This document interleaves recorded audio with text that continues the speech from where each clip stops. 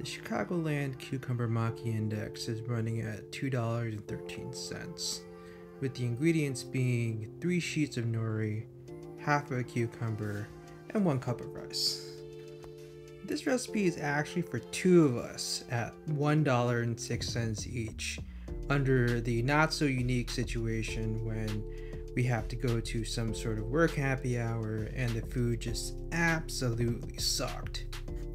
So this is one of our go-to super light meals where we can alternate with carrots or egg or compio and pretty much get us through the rest of the night. Now for some reason I've actually never owned one of those bamboo roller things, even though I grew up with one, but here's a trick with parchment paper.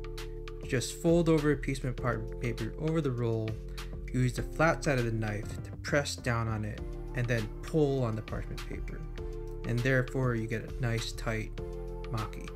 When slicing up your maki, regularly wipe your knife, otherwise the rice that's stuck to the knife makes it harder to slice. Do you ever come home not full and dissatisfied? What's your go-to? Let me know in the comments.